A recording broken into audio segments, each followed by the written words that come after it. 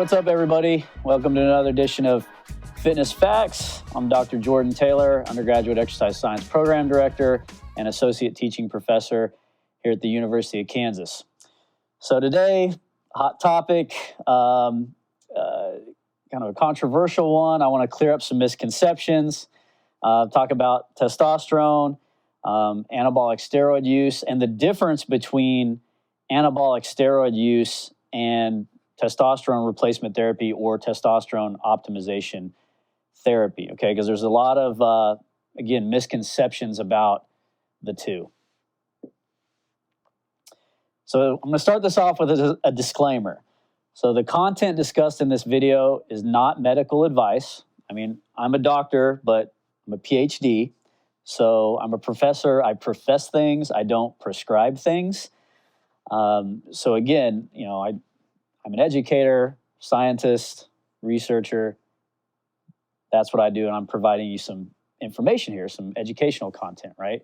So please consult with a licensed medical doctor to determine if you need a prescription for testosterone or other synthetic derivatives of testosterone, also known as androgenic-anabolic steroids.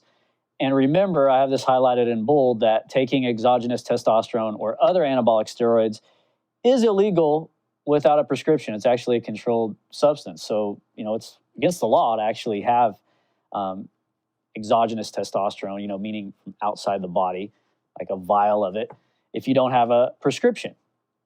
Okay. And if you're an athlete, please note this, that if you're an NCAA, NFL, MLB, Olympic athlete, and you're using exogenous testosterone, you know, injectable or oral anabolic steroids to improve athletic performance, if you test positive for these substances, you may be penalized or banned from competition, okay?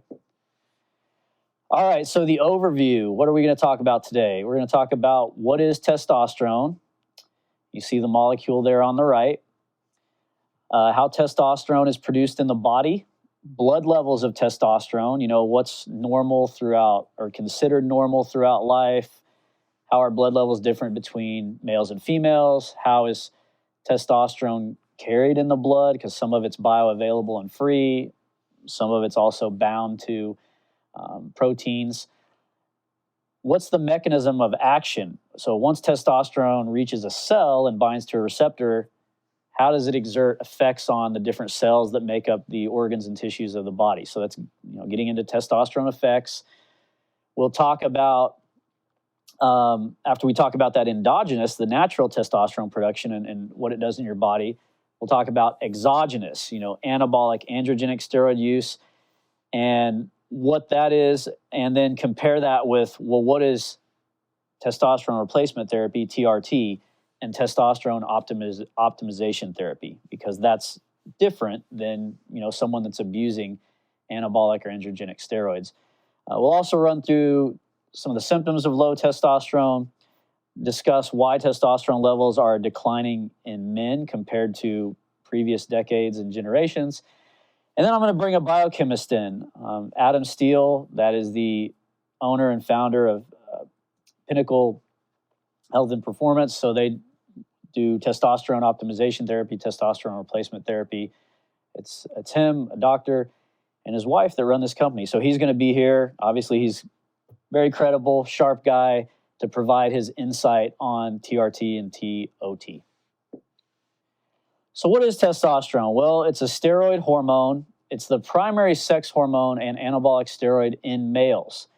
And testosterone can be grouped into this family of what are called androgen hormones, all right? So, and I should mention that when I say anabolic steroid, you think of growth or building, right? So think of like growth of muscle tissue, protein accretion inside of muscle, gain in muscle mass. You know, those are anabolic processes. Now, androgenic refers to masculinizing effects. So the hormone testosterone and other androgens that are in this group, like androstenedione, dihydrotestosterone, these promote androgenic effects, which is things like development of the penis and testes, so reproductive system development, secondary sex characteristics when puberty begins, so things like body hair growth, facial hair, pubic hair, broadening of the shoulders, lengthening of bones, creating more bones that are more dense and have more mass. Obviously, the increase in muscle mass that you tend to see as males go through puberty, right? So those are all masculinizing androgenic effects. Androgens bind to androgen receptors to exert their cellular effects. And I will say testosterone is important in females. It's just produced in much lower quantities daily. And in fact, the primary female hormone that we think about, estradiol, is actually produced from testosterone through an enzymatic reaction. You see the aromatase enzyme there. Aromatase converts testosterone to estradiol in various tissues like the ovaries, which is typically where we think of estradiol being produced in a female.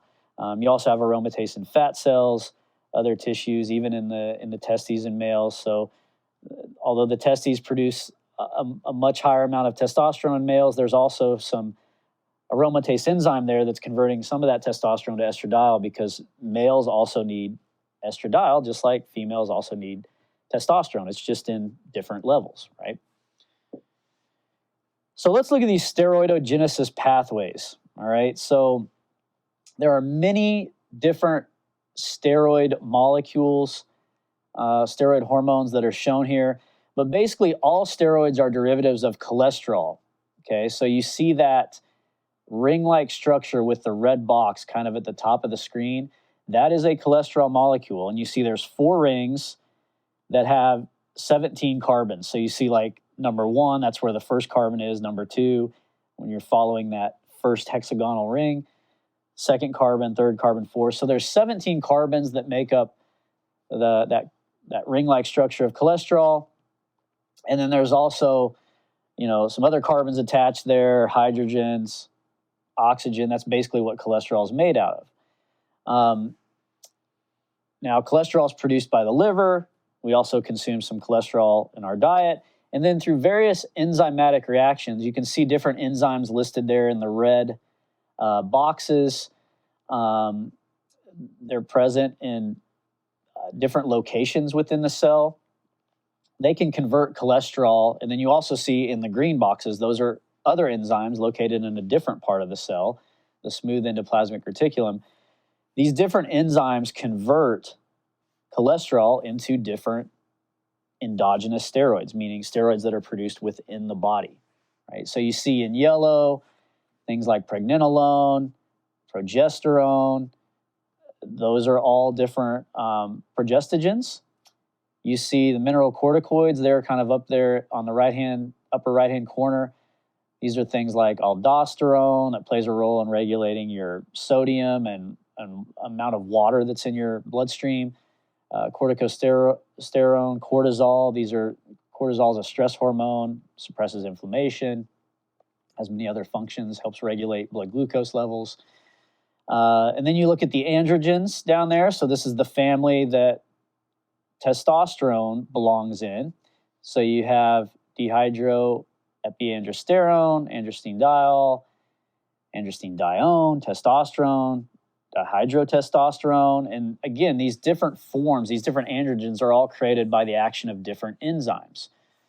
Okay, so for example, you can see how androstenedione can be converted to testosterone, and then testosterone may be converted by 5-alpha reductase, that's an enzyme, to dihydrotestosterone. So that whole family of androgens, again, they have androgenic effects throughout the body. And then again, you can see those androgens can be converted into estrogens through the action of the aromatase enzyme. So, testosterone can be converted by aromatase to estradiol. You see other estrogens there. That's a family.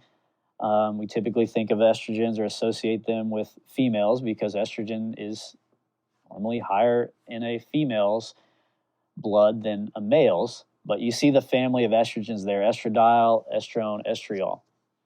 So where are all these enzymatic reactions? Where is all this occurring? Where is testosterone synthesized? Well, it's biosynthesized. It's produced endogenously in the testes and the adrenal glands of males. So the adrenal glands, everyone, I'm sure, you know, if you don't know where the testes are, you might want to go back to, you know, Anatomy 101 or even maybe elementary school. But you should know where the testes are. The adrenal glands, you may be less familiar with that.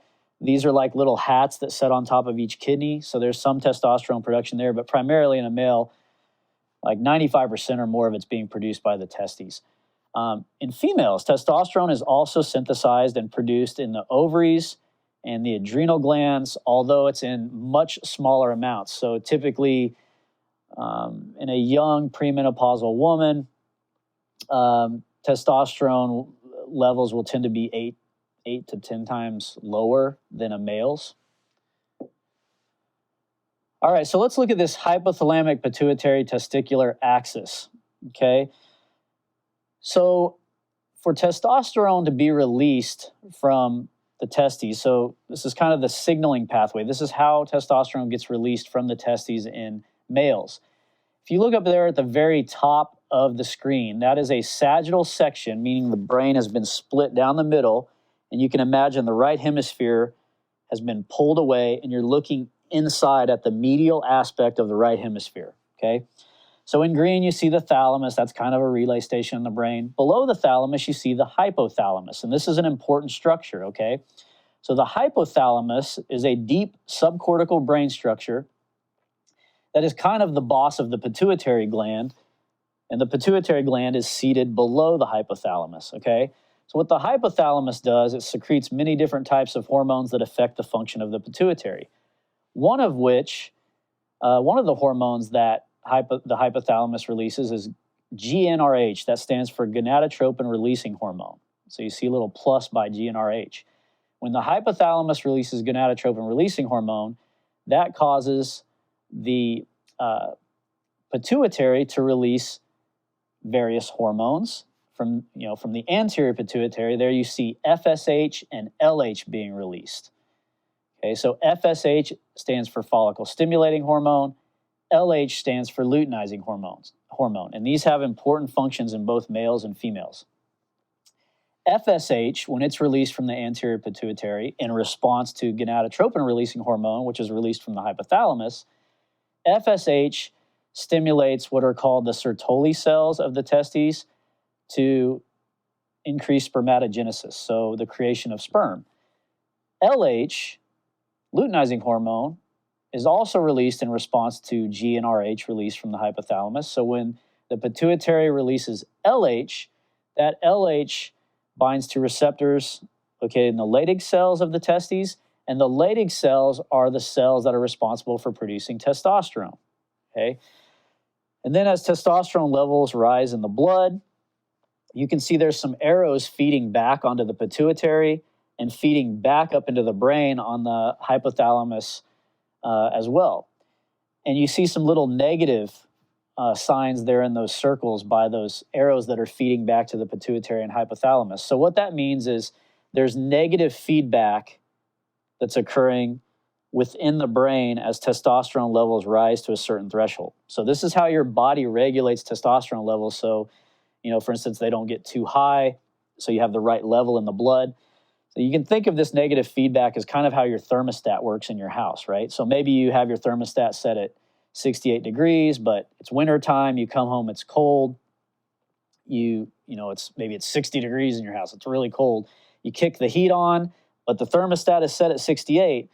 Well, the temperature goes from 60 to 61, 65, 67, 68. Once it hits 68, it shuts the furnace off, so you're not producing any more heat, right? And so you maintain this steady level of temperature in your house. Well, that's how this negative feedback system works here is once the testosterone levels, reach a certain blood level, that testosterone is going to feed back and signal and tell the hypothalamus to stop releasing GnRH so that the pituitary stops releasing LH and FSH, right? So that your testosterone levels they don't keep rising to, astronomical levels. Okay, so that's how negative feedback works, right? And remember, hormones in the body, it's all about a balance, right? We don't want them too low, we don't want them too high.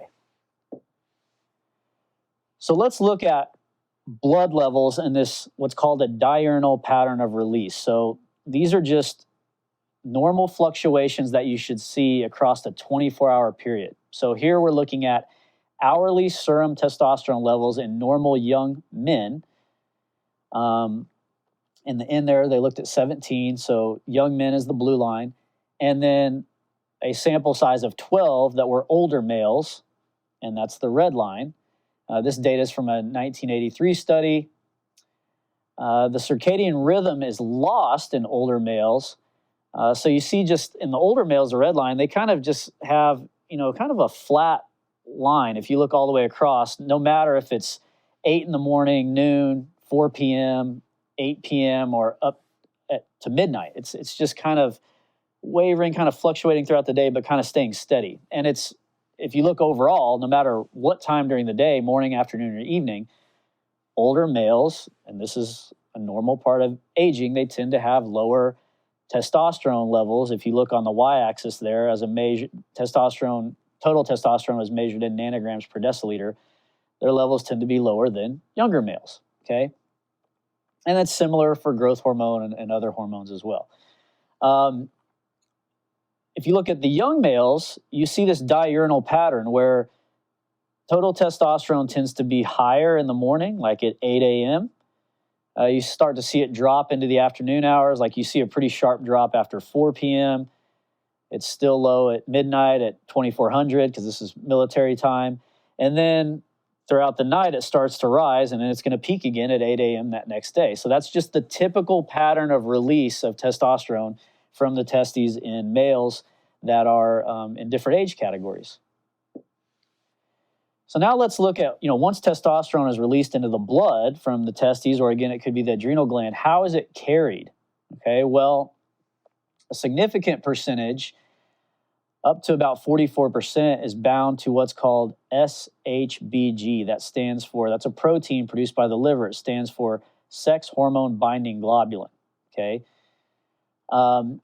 So, about 44% of the testosterone in the blood is bound tightly to this, and it's what's considered non-bioavailable. So it's not free to exert its actions on tissues and to bind to the receptors to generate cellular effects, okay?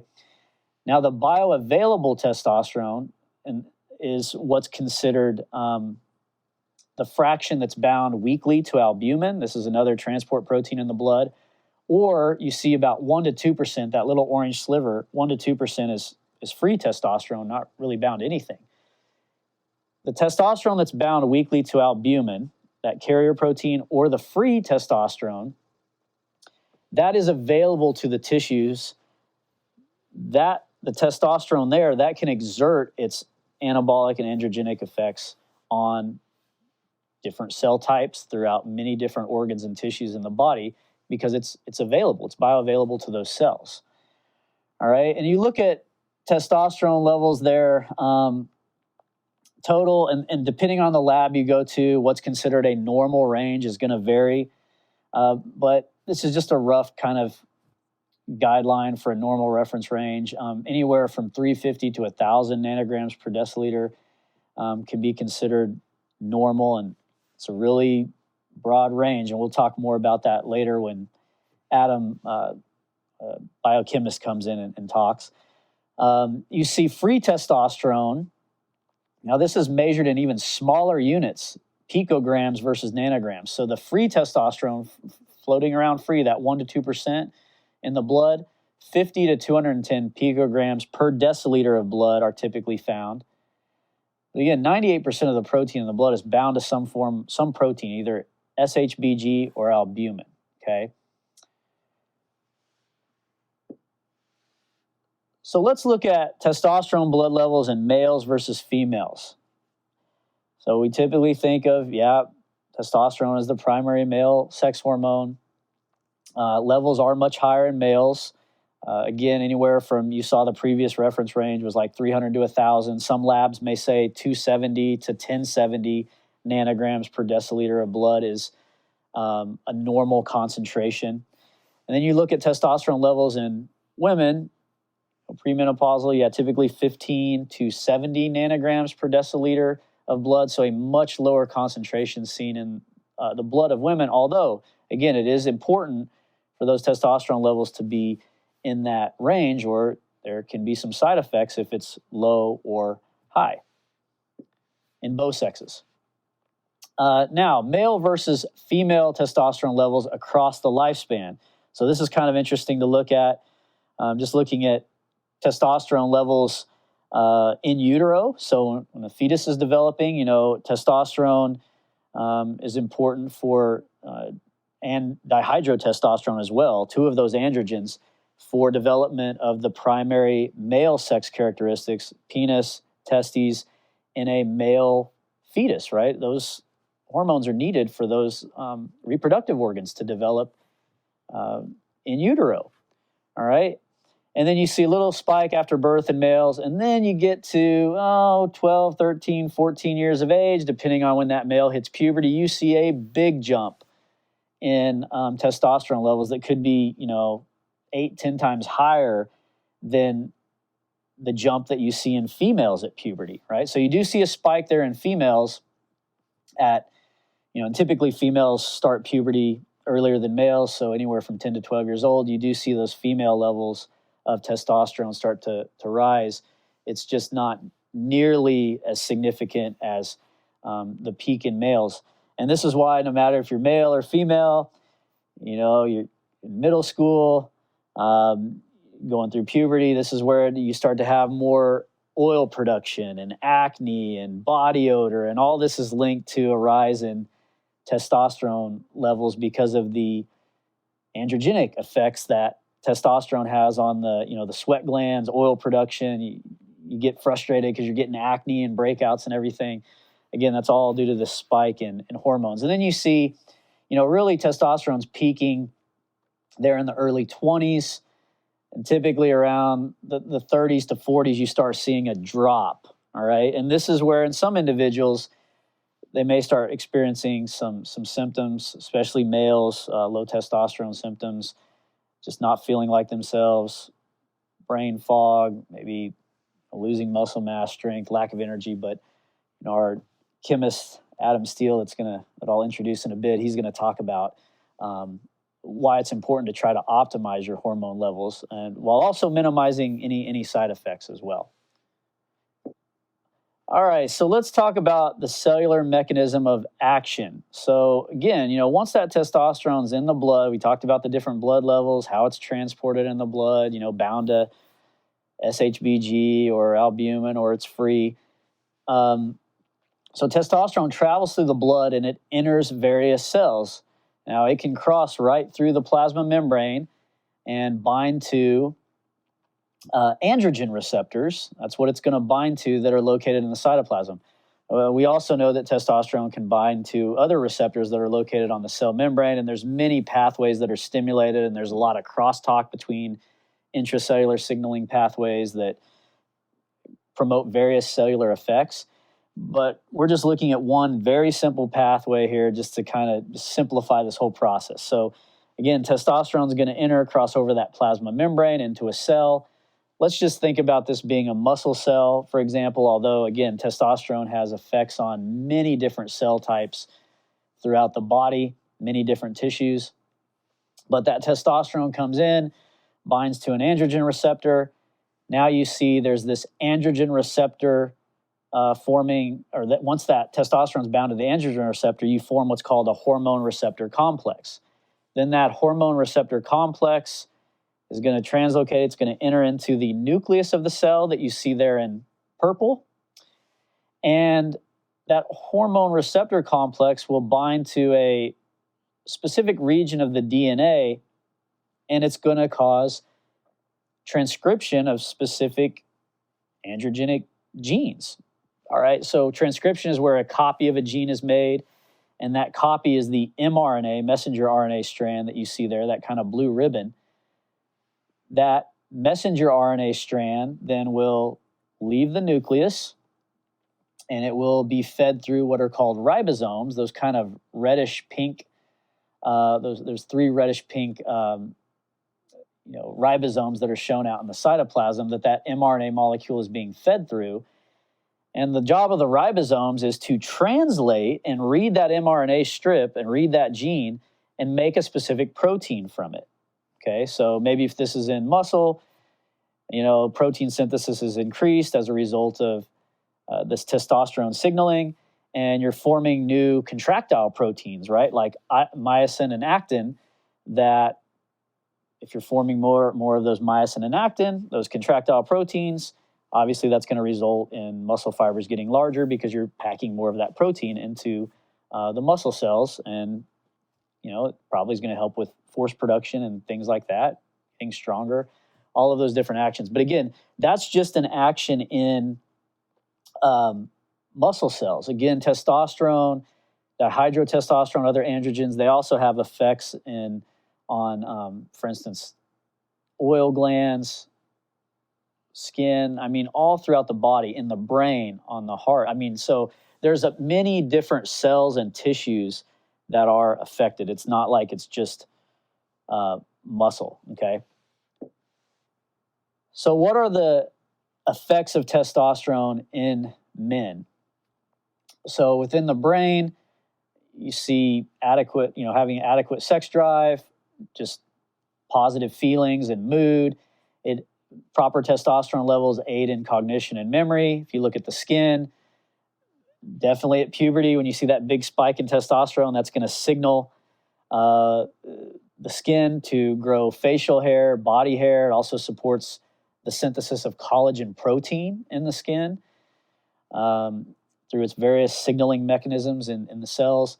Obviously, in muscle, we talked about increasing protein synthesis, which can lead to gains in muscle mass and strength. In bone, testosterone has powerful effects there in improving bone density, longitudinal bone growth at puberty, and maintenance of bone even after puberty, kind of across the lifespan. You need adequate testosterone levels to keep your bones dense and maintain adequate bone mass. Also, of course, with male sex organs, at puberty helps the penis and testes. Obviously, they're mature. You have stimulation of sperm production. It also stimulates prostate growth, and it's needed adequate levels of testosterone for erectile function. And then if you look at within the bone marrow, this is where our red blood cells are produced. And remember that red blood cells contain hemoglobin. Hemoglobin carries oxygen throughout our body to all the tissues. Obviously, we have to have oxygen getting to our tissues to support life. Testosterone increases red blood cell production. It does this by direct effects on the bone marrow, and also indirectly by stimulating the kidney to release a hormone called erythropoietin. And then erythropoietin circulates in the blood and tells the bone marrow to produce red blood cells as a result of that increased erythropoietin level, which is released from the kidney in response to testosterone telling the kidney to release it. Okay. All right. Again, you saw that testosterone levels are much higher in males than females, and typically, assuming endocrine system is functioning normal in both sexes. So what are the effects in women? Well, some of the same as in men. Growth and maintenance of reproductive tissue, overall health of the reproductive system, enhancing bone mass and density. It's needed for maintaining skeletal muscle mass, promoting muscle protein synthesis. It stimulates red blood cell production. It's important in females for mood, sex drive, and sexual arousal. And again, it's a precursor. It's needed for the production of estrogens, because remember that enzyme aromatase can convert testosterone to estradiol, for instance, in the ovaries. So now let's talk about anabolic or androgenic-anabolic steroid use, or AAS. So anabolic androgenic steroids are synthetic derivatives of the male hormone testosterone. So these are very similar in structure. They all have that ring-like structure. Those 4 rings like you see in a testosterone molecule, but they've been made in a lab. They kind of move a carbon around and they just create a whole new derivative of testosterone, but that has basically the same effects because it still binds to the androgen receptors in cells, just like testosterone does, okay? Now, typically, testosterone can be injected, that's an exogenous administration of it, or other derivatives of testosterone can be injected or taken orally. There's also creams and gels. And like I mentioned, these mimic the testosterone that's produced within the body because they bind to androgen receptors, just like the natural testosterone does that's being produced by the testes or the adrenal glands, etc. Now, this is a key point, and that's why it's in bold. Dosages that are used by, say, athletes or bodybuilders, somebody that's using it and they haven't been prescribed testosterone or other anabolic androgenic steroids, they're typically using dosages that are much higher, much greater than what would be normally prescribed for testosterone replacement therapy or testosterone optimization therapy. And as a result of that, the risk of side effects is dramatically increased. And we're going to talk about those side effects that are seen in people that are abusing androgenic-anabolic steroids, all right? So there's a difference there between this abuse of these substances versus needing it because you're having medical problems, right? And it's being prescribed, right? That's where you get into TRT and TOT therapy. And we'll talk about that in a bit. And we have our biochemist coming in to really get into the details of that in a bit. So athletes, again, they'll use these illegally to improve sports performance or enhance physique or appearance. I mean, obviously, any professional bodybuilder that's on stage, IFBB pro, yeah, they're a walking pharmacy. They're taking a lot of steroids. So that's not all natural. Short-term use of androgenic anabolic steroids increases strength, muscle mass, overall body weight. That's why obviously bodybuilders, athletes tend to use them to try to get an edge in performance. And they also do improve recovery time. So this allows athletes, bodybuilders to train more frequently, train harder because they can recover more quickly between workouts. So let's look at the anabolic steroid family tree here. So you see testosterone there in the middle. Many derivatives of testosterone can be created synthetically in the lab. You see a bunch of them listed there. We also have nandrolone and the 19-nortestosterone derivatives, like trenbolone, which is that's actually used. That's prescribed by vets to make cattle bigger and to increase their appetite. So, but I know guys at the gym and even young, 21 and 22-year-olds that have gotten their hands on trenbolone and are using that. And I wouldn't recommend that because, again, of side effects that we're going to talk about in a bit. Then you see DHT, dihydrotestosterone. Again, this is another androgen. Well, what derivatives can be created from it in a lab? You see a bunch of those listed there. For instance, like Anavar, oxandrolone. That's an oral. Some of these are injectable. Some of them are oral that are all listed here. And all of these have different ratios of what are called anabolic effects. So those are what athletes tend to want, the increase in protein synthesis and muscle mass. But then they also have different levels of androgenic effects. So some of them you're more likely to see side effects from than others. But again, this is why you shouldn't be just using these willy-nilly without being, under medical supervision, okay?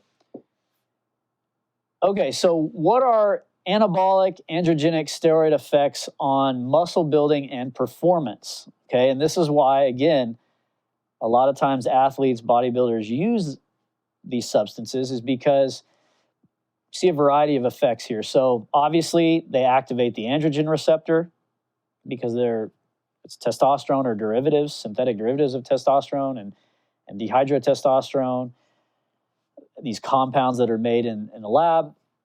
You can see that downstream of androgen receptor activation, when these substances bind to that androgen receptor in cells, what do you see in muscle? Well, there's a lot of things there. Division of satellite cells, activation of those. Those cells help repair and rebuild muscle tissue. Promotion of myonuclear accretion. This is where you create more nuclei to help assist with greater protein synthesis in muscle cells.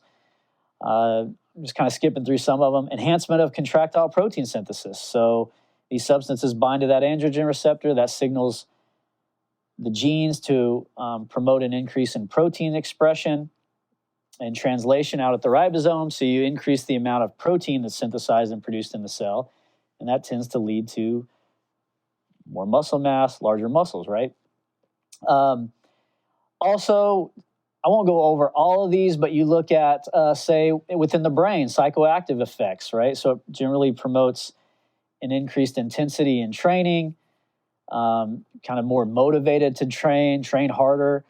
So there's some psychological effects there. Also stimulation of erythropoietin, like I said, which some studies, not all, show it may benefit aerobic performance because, again, you're increasing your oxygen carrying capacity. But also, if you're producing too much EPO and too many red blood cells, that can cause some negative side effects in the body. It can make your blood really thick and viscous. Blood pressure goes up. It can really place a lot of strain on the heart. So that's where you kind of start getting into some side effects. You're trying to improve performance, and you may get a performance increase in your aerobic endurance performance, but it can come with some side effects too. And then you look at, there's also, they've shown that testosterone and other derivatives may block or antagonize glucocorticoid receptors. So what's a glucocorticoid receptor? Well, this is a receptor that, for instance, cortisol can bind to. And if cortisol binds to the glucocorticoid receptor, although cortisol has many functions in the body, one of which is it causes proteolysis or protein breakdown, right? If cortisol levels are extremely elevated. You might see this in a fasting state, or if you're not consuming a lot of calories, cortisol levels rise. You start kind of sacrificing muscle tissue and using the amino acids from muscle to supply energy to your other cells and to keep your blood sugar levels up, because many of those amino acids can be converted to glucose in the liver. But if cortisol is binding those glucocorticoid receptors, again, that's causing breakdown of muscular proteins. But they've found that testosterone, other anabolic steroids can actually block those glucocorticoid receptors, so then cortisol cannot exert its effects, and it's not going to be able to cause muscle protein breakdown. If you're inhibiting muscle protein breakdown and degradation, you're now maintaining protein in the muscle and maintaining muscle mass, right? So that could obviously help promote increases in muscle size and strength, along with all the other things I talked about in that large rectangular box outlined in yellow. The activation of the satellite cells, the enhancement of protein synthesis, actually building proteins in the cell. That's all linked to some of these effects. All right, so what do we see here? Typically, users often take these drugs, anabolic androgenic steroids, in high doses or exogenous testosterone for a period of time, like 12 to 16 weeks. And then they stop for a while, anywhere from several weeks to several months before starting again. And this is known as cycling. And the reason they sometimes cycle off is because they're trying to allow their endogenous natural testosterone production to kick back in, right? Because when they are taking these substances, if you don't, your body looks at it like, well, if you're going to supply it exogenously by a needle or pill, well, then the testes don't need to make it anymore, right? So your own endogenous production shuts down because you're supplying it exogenously from the needle or pill, right? So they'll cycle off to try to allow normal testicular production of testosterone to kick back in. And sometimes that has to be stimulated. They have to take other substances like HCG, things like that, to kind of kick back in their normal production. But anyway, that's typically how it's done. They also may use exogenous testosterone, like they'll run testosterone cypionate as a base, and then they'll stack one or more other types of anabolic androgenic steroids on top of that to try to get like an enhanced effect, right? So they may combine testosterone cypionate injections also with like decadurabolin or dianabol, or maybe, Anavar or some other varying amounts of different testosterone or anabolic steroids that are stacked on top of the testosterone. And then some do a combination of both stacking and cycling. This is known as pyramiding. So they may start off taking a low dose of one or more anabolic steroids and then increase the dose as the weeks go by up to a maximal dose, whatever they feel is maximal, because often this isn't being prescribed by a physician. They're just doing it. And then once they hit whatever dose they feel is maximal, then they start tapering it back down to a lower dose and then discontinue for a period of time to try to give the body a break, and hopefully their natural testosterone production kicks back in again. Now, in this study from 2014 by Stephen Allway, actually he was the editor, but you see there the authors listed, you and colleagues. They looked at the effects of long-term supplementation of anabolic androgen steroids on human skeletal muscle. And in this table, if you look at the far left-hand column, D1, D2, D3, D4, each one of these is a subject, an individual in this study. And they asked them, and they, what substances at what dosages of, exogenous testosterone and other anabolic androgenic steroids, what were the dosages? What were they using in the 5 recent years? And then even in time periods beyond 5 years, what else had they used in their past history? And you look at some of these, 1,250 milligrams a week of exogenous testosterone stacked with 8 milligrams of Diurnal, also using insulin and IGF. That's a lot there. Again, and this is where you can run into side effects because of the dose, the amount you're using. That is a ton, 1,250 milligrams a week of testosterone. Whereas when we talk about in a bit, a typical testosterone replacement therapy dose or optimization therapy dose is 150 milligrams to 250 milligrams a week, somewhere in that range. And this is over 1,000. Plus with other hormones added in. And you look at subject D2, they were taking 2 grams, that's 2,000 milligrams a week of testosterone, plus between 600 to 800 milligrams of decadurabolin, another anabolic androgenic steroid, plus Diurnal, plus insulin, plus ephedrine, which isn't a steroid hormone, that's a stimulant. But that is a lot, and this is where you do this over time, you start running into problems, right? So none of this was being done, it was being prescribed by a physician. This was all being done, basically illegally and under the table. So I won't go through all those, but that gives you kind of an idea of, I think, a more clear picture of what does anabolic androgenic steroid abuse look like, say, in athletes. Okay, now let's talk about potential health consequences of anabolic steroid abuse. Again, this is when it's being used, not being prescribed by a physician, basically being used illegally.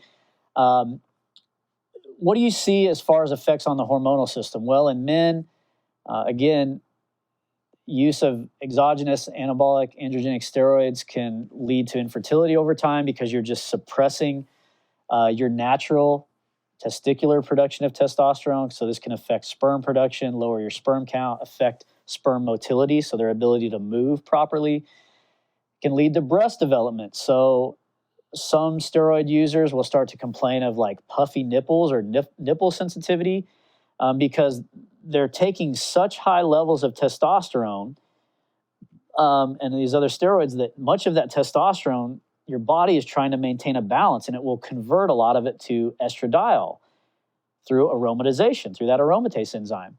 So it's like the testosterone's going way up, your body's trying to bring estradiol up. Well, having higher estradiol levels, there's going to be some signaling that occurs in breast tissue of males, and that can create some glandular breast tissue under the nipple, and so that condition is called gynecomastia. And the only way to get rid of that is to have it surgically removed.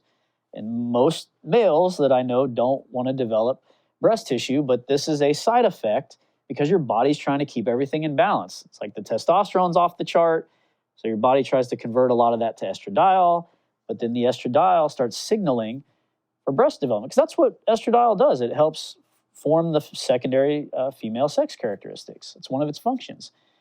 Shrinking of the testicles, because again, they don't need to be working if you're supplying testosterone exogenously, so that gets shut down. Some of the testosterone may get converted via 5-alpha reductase to dihydrotestosterone. Dihydrotestosterone can promote on the scalp follicular shrinking, hair thinning, male pattern baldness. In women, if women are abusing anabolic steroids, this can result in clitoral enlargement, where they almost develop like a small penis because, again, it's having masculinizing effects. Excessive body hair growth, maybe even some on the face, male pattern baldness. In the liver, long term, could result in some liver tumors or cancer and a condition called pileosis hepatis. And that condition is where you get these like blood-filled, kind of fluid-filled cysts or cavities in the liver.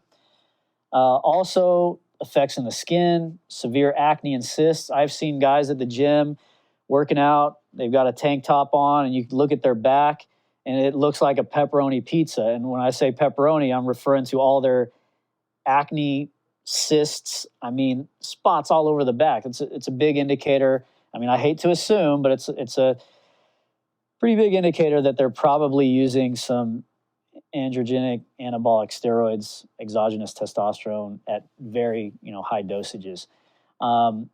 Oily scalp, because again, that's what these substances do. They promote oil production. If the liver is being affected negatively, they may appear jaundice, so yellowing of the skin and eyes, fluid retention. If you look in the musculoskeletal system, if these substances are taken by adolescents, it can actually close the epiphyseal plate early where longitudinal bone growth stops, and then they may be short in stature. That's not why I'm short in stature. I'm just short. Tendon rupture.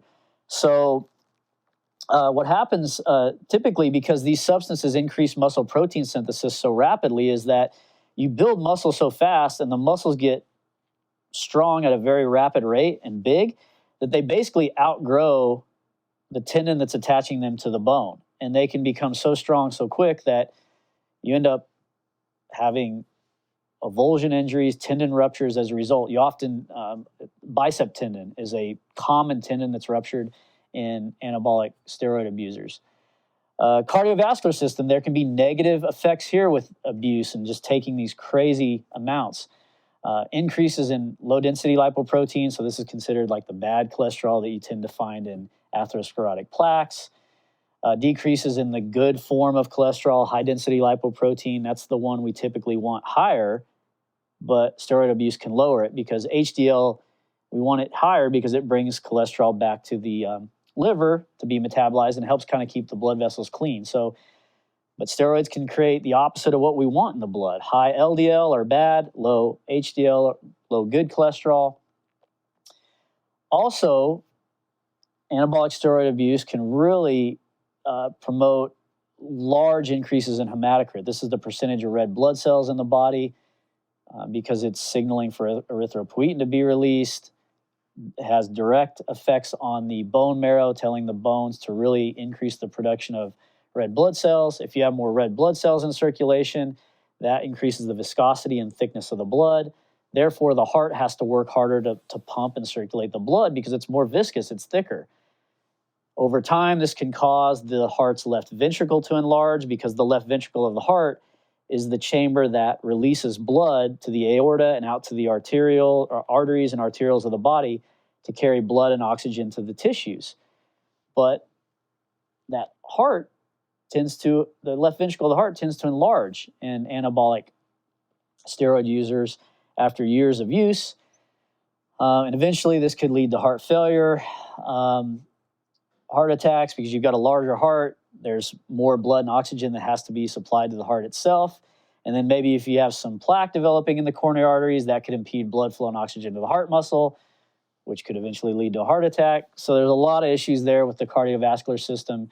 If this is all being done illegally, not being controlled and monitored by physicians, okay?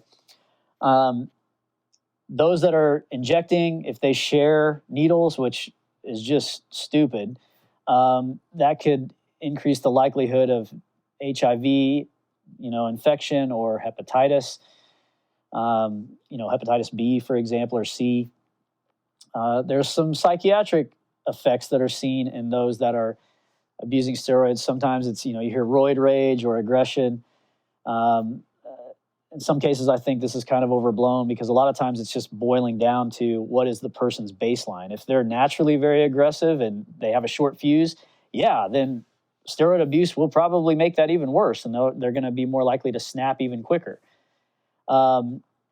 So again, a lot of psychiatric effects there as well. All right, now, talked about anabolic androgenic steroid use. That's one thing, right? Now let's talk about something different, but people confuse this with anabolic androgenic steroid use. This is different. Let's talk about testosterone replacement therapy, TRT, and or testosterone optimization therapy. Okay, so testosterone can be prescribed as a drug medically to treat males with too little or no natural testosterone production. So there's a condition here, it's called hypogonadism. This is where the testes are considered the male gonad.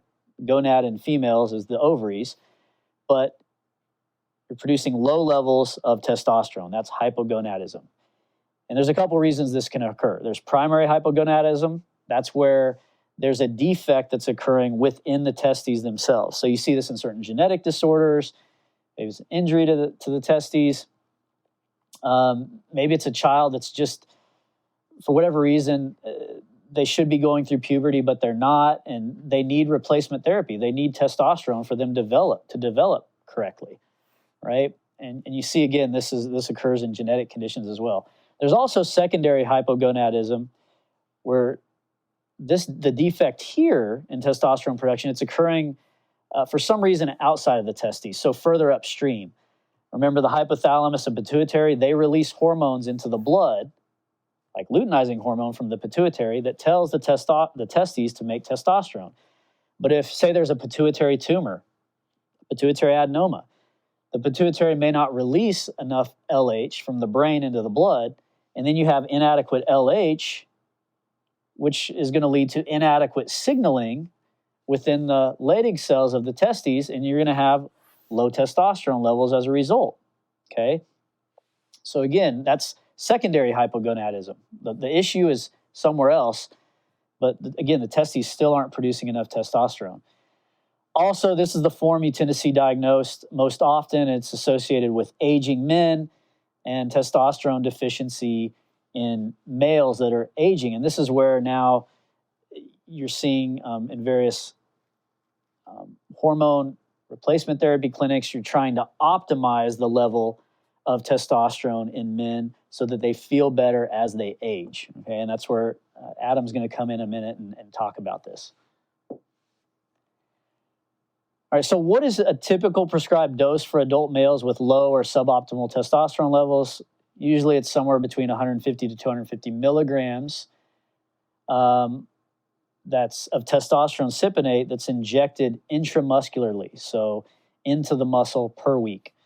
Some clinics also provide other options for TRT or TOT therapy and delivery, because some individuals don't like needles, even though Adam's going to talk about why injection is probably the best way to go for optimizing and maintaining steady levels in the blood. But there's also transdermal creams you can rub into the skin, gels, pellets, and patches. Okay, and that little asterisk there by suboptimal, I'm just referring to that this is in males that are presenting with symptoms of low testosterone, even though their testosterone levels may fall within what the labs say is a normal range, right? So there's this wide range. Adam's going to discuss this. Even though you may be in a range that's considered normal, you still may have symptoms of low testosterone, and what's normal to you is not normal for someone else, and vice versa. So that's where optimizing the hormones comes into play. Not trying to create supraphysiologic, way above and outside this zone or this range. That's not the goal of testosterone optimization therapy. It's to get you to a level where you're not dealing with symptoms of low testosterone, right? The lack of energy, the brain fog, the erectile dysfunction, sexual issues, maybe it's low sperm count, maybe it's just fatigue, muscle mass loss, a lot of those different things, okay? Which ties into this next slide. So symptoms of low testosterone. What are the effects of testosterone deficiency? What do you see when testosterone levels are low? Well, with the brain there, increased moodiness, depression is a big one that's often overlooked. Oftentimes antidepressants will be prescribed when actually if you just optimized hormone levels, testosterone in the blood, it'd feel a lot better. It wouldn't feel depressed. So there's just a reduced vigor, maybe just feeling unmotivated, inability to concentrate, memory issues. That can all be linked to low testosterone. Increased body fat, especially abdominal body fat, reduced libido. So again, reduced sex drive, just interest in sex in general, and reduced erectile function. Again, an increased risk in osteoporosis because testosterone helps to maintain bone mass and bone mineral density. Muscles, reduced strength and stamina. The heart, increased risk of cardiovascular disease, heart attack, and stroke when testosterone levels are low.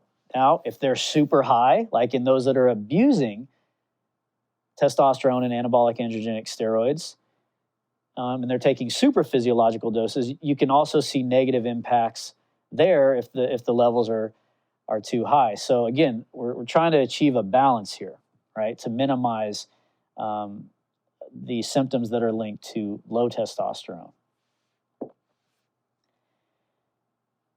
So here, the title of this article that was peer-reviewed and printed, Decline in Serum Testosterone Levels Among Adolescent and Young Adult Men in the U.S.A.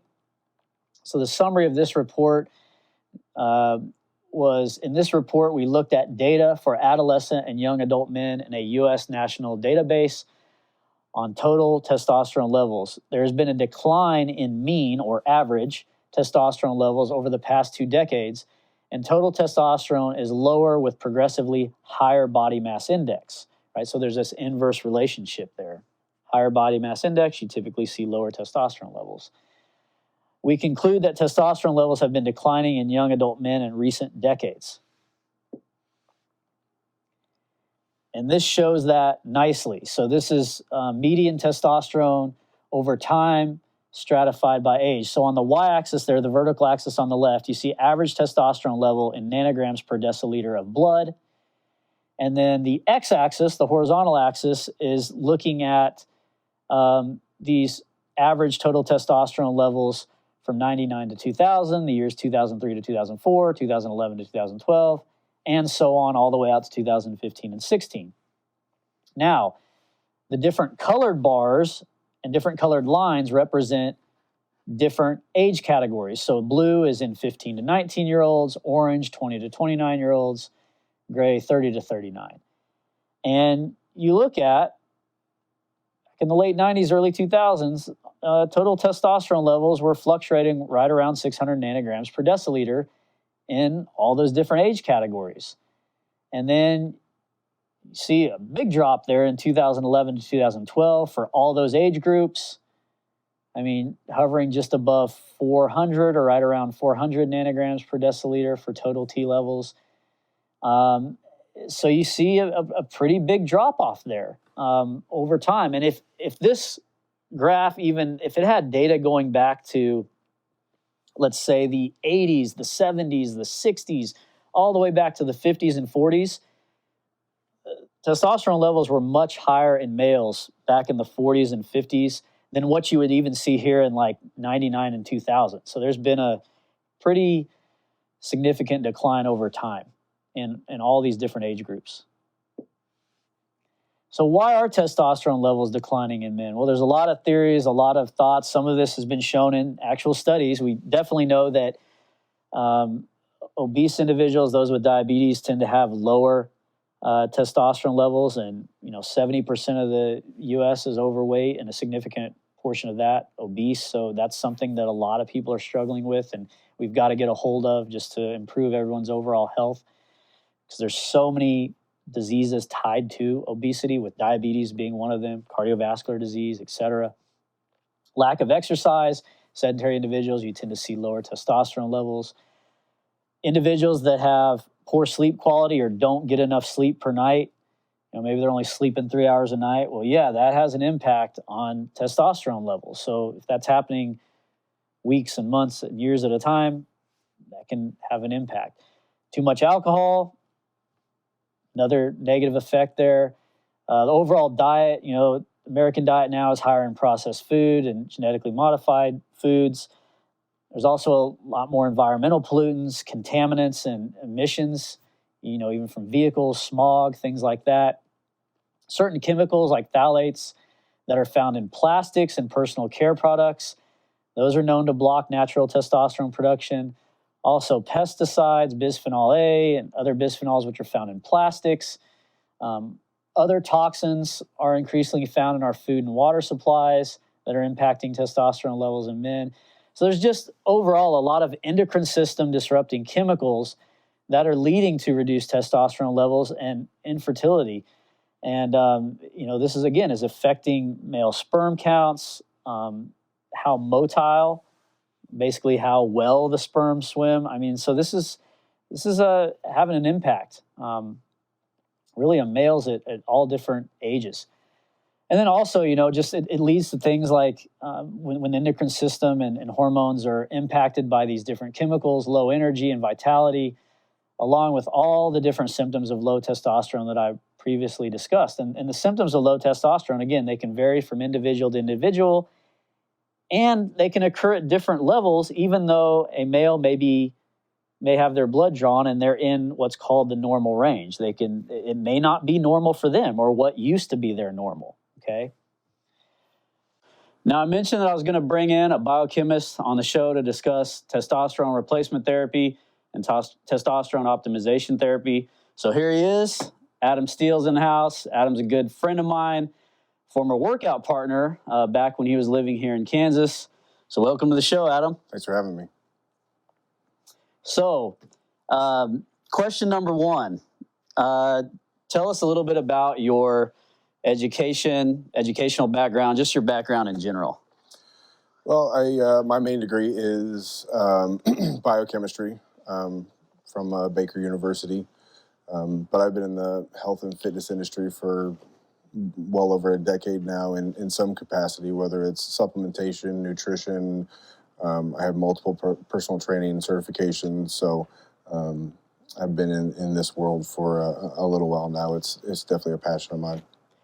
And he looks like Brian Bosworth. So if you don't know who Brian Bosworth is, I encourage you to Google Brian Bosworth.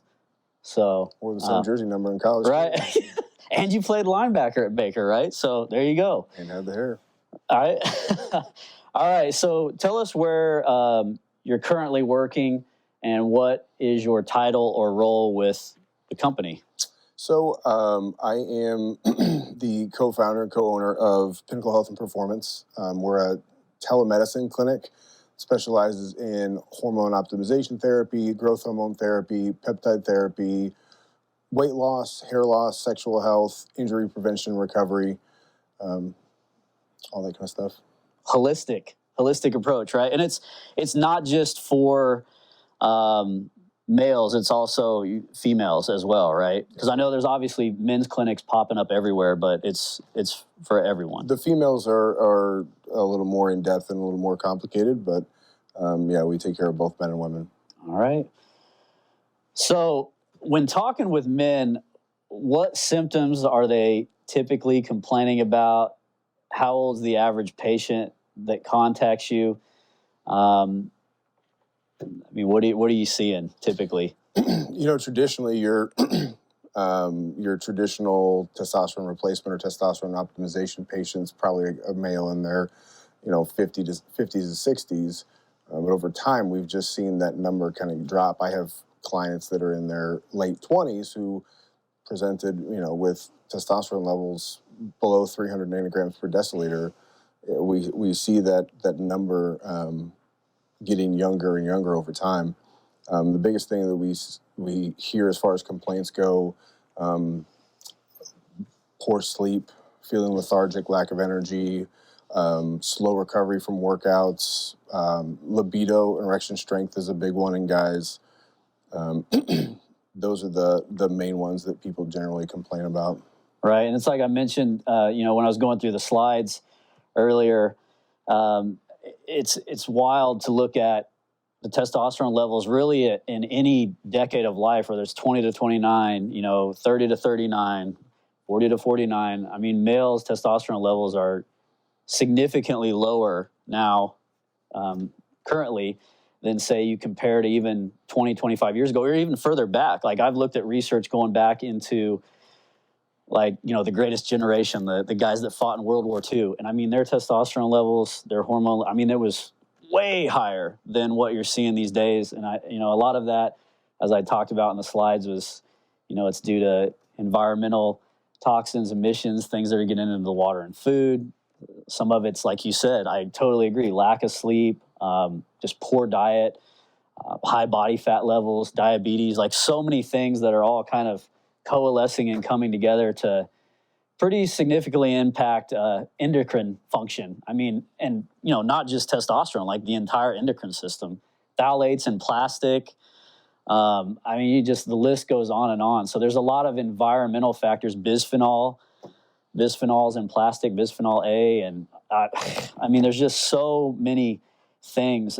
Increasing in obesity has been a big one too. Yeah. Because, the aromatase enzyme that converts testosterone into estradiol, it's more prevalent in adipose and fat tissue. And so people that have, that are 30, 40% body fat have so much more of that enzyme that they're converting more of their testosterone into estradiol. So that becomes a problem. So a lot of times we see guys that will put on, testosterone, and we always want to optimize their estrogen levels as well. But we'll see guys that may need an aromatase inhibitor initially, and then once they've lost some weight, we're able to wean them off of it because their aromatase levels drop, so they're not converting as much testosterone to estrogen, right? And that makes sense. And speaking of which, I'm kind of skipping down the list of questions here, but do you also provide, because you're your personal trainer, so in addition to the like the TRT therapy that's obviously going to be prescribed by the physicians there at Pinnacle, do you also counsel people on the importance of losing weight, getting your body fat down to help optimize your testosterone level, like lifestyle things, diet, proper diet, lifting weights, training, exercise, getting proper sunlight, vitamin D levels, like all that factors in, sleep quality. So I'm sure you kind of talk to them about all that as well. Yeah, to go along with any kind of therapy that we do, we always talk about lifestyle changes and things like that, because you want a well-rounded approach. It's just like you wouldn't, if you had a car, you wouldn't, spend all this money putting a big block V8 into it and then have $100 wheels. It just won't function the way you're wanting it to function, because you have all this invested in one area, but without the other part, it's not as effective. That's good to know, because I know some clinics, it's like, the physician, whoever, will come in, see you. It's like, here's your prescription, get out, see it. And there's none of this other lifestyle counseling, and people don't know that side of it as well. So you got to ask those questions from the beginning. You can't make recommendations, or at least the best recommendations for someone based on lab work alone. You got to ask them what their lifestyle's like, what their diet's like, what their workouts are like. Because, obviously a lot of those things factor into our approach as far as medications go. Right. And I think that's a good point. I can't stand it. And I'm again, this isn't all physicians. I say this, and I've said this in different videos, but so many physicians will just look at one number in the lab work, one thing, and they base their whole treatment off that one number instead of looking at everything in the whole, because obviously the human body is very complex, especially when you get into the endocrine system and hormones. Everything's got to kind of be in balance. You don't want things extremely high, extremely low. It's all a balancing act. And so many times they'll just key in on this one. They're going to look at reference ranges, and it's like, oh, you're high or you're low, and then we'll target that, and that's it. We see a lot with thyroid function. A lot of physicians, again, not all physicians, but a lot of physicians will test TSH only, which is great, but TSH isn't a thyroid hormone, it's a pituitary hormone. Right. And can you kind of tell people what TSH, what it does? So TSH, thyroid stimulating hormone, basically it knocks on the door of your thyroid gland, so to speak, to, hey, you need to produce, these thyroid hormones, free T3, free T4, the big numbers that we check on lab work to see where somebody's at. And then it goes a little more in depth with people that have Graves' disease or Hashimoto's, and we look at something like reverse T3. But, you know, I have transfer patients or patients that come to me from their primary care, from other clinics, and, you know, they give me their lab work and they only have TSH. And that's great. I don't know what your thyroid function is like. It's not a complete picture. Right. And you get people that are basically held hostage in a way by that TSH number, because their TSH could be 1, and their doctor's like, yeah, you look great. He has no idea what your free T3 and free T4 are. Right. Or, you know, the biggest thing. And that's what's exerting the actual effects on cells, like at the cellular level. So, and for thyroid optimization, I mean, of T4 and T3, those hormones are important in things like carbohydrate metabolism, fat metabolism, you know, protein synthesis, and I mean, a lot of different things. So it's like why wouldn't you look at that? It's a whole pathway. It's, you know, you have upstream hormones, downstream hormones, and it's like you really have to see the complete picture. So I guess we'll kind of move on now. I mean, I love hearing all that because it sounds like you really take this holistic approach with your patients, which I think is really needed with, you know, a lot of clinics. Like, they don't do that, because I talk to people around town, you talk to men, and it's, you know, I'll talk to them at the gym or whatever, and it's like, I'm like, what all did they look at? And it's like, that's it? That's all they looked at? But anyway, so you guys don't do that. There's a lot more pieces to the puzzle, and that, I mean, about like lab work, that's the first step in our process, is we do, you know, initial lab work, and we like to see the whole picture. I do have guys that come to me with complaining of all these symptoms of low testosterone, and a lot of times, their testosterone could be optimized, but their thyroid could be out of whack. You know, they could have cholesterol issues. We catch liver enzyme elevation sometimes. High blood glucose, even look at things like that. Blood sugar, A1C, you know, because your blood sugar goes up and down throughout the days you eat. Hemoglobin A1C is a measure of, on average, what your blood sugar is like over 3 months or so. Because, again, I've seen people with labs that their, you know, blood glucose may be 110, which is, as a fasted level, is not great, but their hemoglobin A1C is 5.1, where 4.8 to 5.6 is what's considered normal. Right. 5.7 to 6.4 is pre-diabetic, 6.4 and above is diabetic. Without knowing that, you know, that they just weren't fasted like they should have been that day they got their blood work drawn. Right. Maybe they had eaten 6 hours prior instead of 12, you know, and so blood glucose looks a little high. You think somebody's diabetic, and, you know, they end up on something like metformin when it's not really needed. Yep. Yeah. So, we kind of got into this next question, you know, the process. So let's talk more about this. So what is the process if a new patient, like for me, now we've talked, I mean, I have never taken, I get asked all the time, like, are you taking, you know, testosterone or any type of optimization replacement therapy, or, you know, anabolic steroids, which that's, you know, something else that I covered earlier. And I'm like, no, I haven't taken anything, but I'm definitely not against it, especially as I get older. I'm almost 42 now. And, you know, if I would start having some issues, some, you know, sexual dysfunction or just brain fog and just not feeling like the man I used to be, I mean, I would definitely want to contact you, speak to the physician. So what would like the process be for me if I'm like, hey, I'm just not feeling right? I don't think it's just, now I get it, my testosterone levels are going to drop with age. That's normal for any male. But when is it not normal? You know what I mean? When am I having, and sometimes you can even be considered in what's the normal reference range, but you're still having symptoms. Right. And it seems like what I'm also seeing with labs, I'm going on a whole tangent, LabCorp, Quest, they all have different ranges. And I think it was LabCorp dropped the lower end of the range. So it was like, it used to be like 380 or something, I can't remember. Now it's like 270 something. 264 to 916, something like that. But if I'm at 300 and that's considered normal now, that's like a typical testosterone level for like a geriatric population, and I'm only 41. Right. Like, how is that normal for me? It might be in the normal range, but I wish norms were established for like each decade of life. You know, what's normal between 20 to 29 and 30? And there is some research published on that, but the labs don't go by it. I mean, there's data out there on means and averages for each decade of life and where you should be at.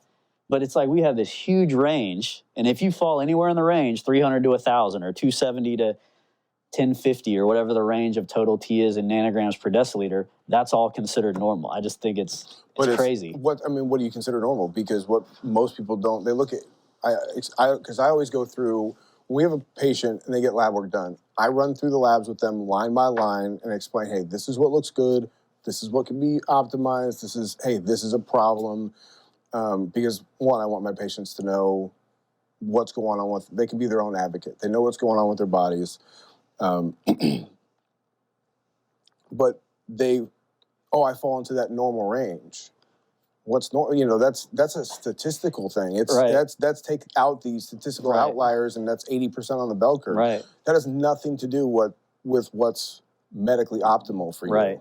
And it's so funny because it's so individualized. I mean, some guys may have symptoms of low testosterone at a total T of 600 nanograms per deciliter. Another guy may be fine. Then you look at some other guy, they may not have symptoms of low testosterone until they're down around 400 or 350. And it's just, like you said, that's why I like it.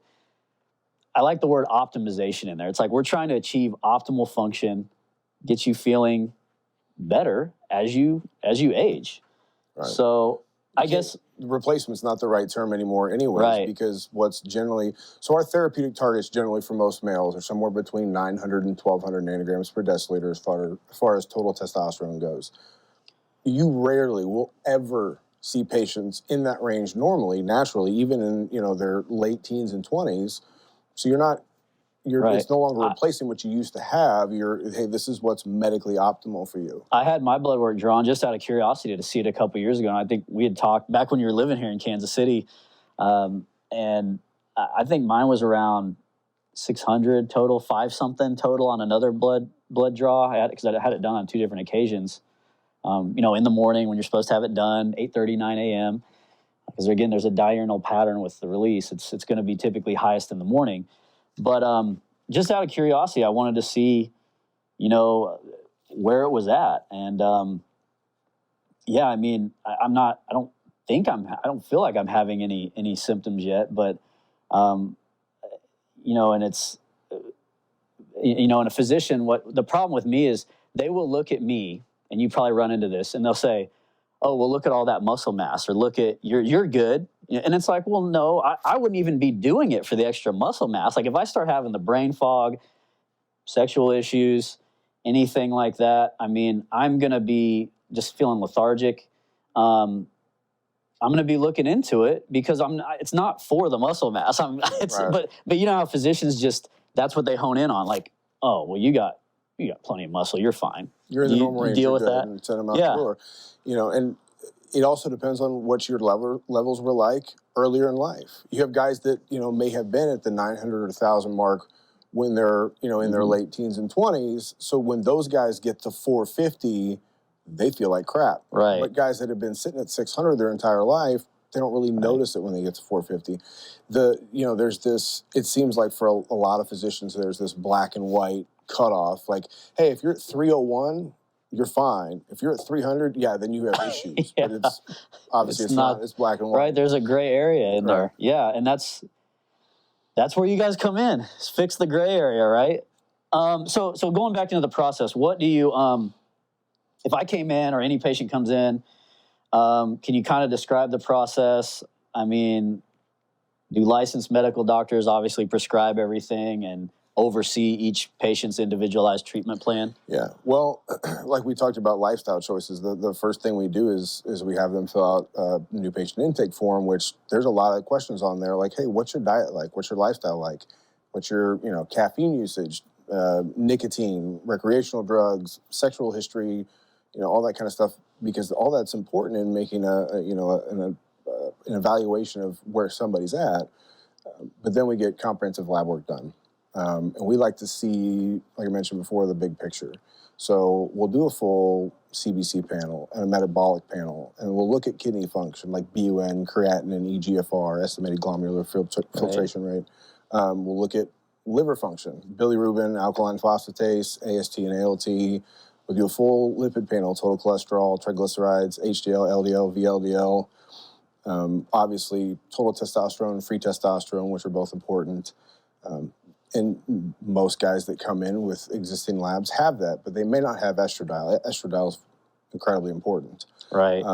SHBG, prolactin, prolactin's big in terms of sexual function and libido.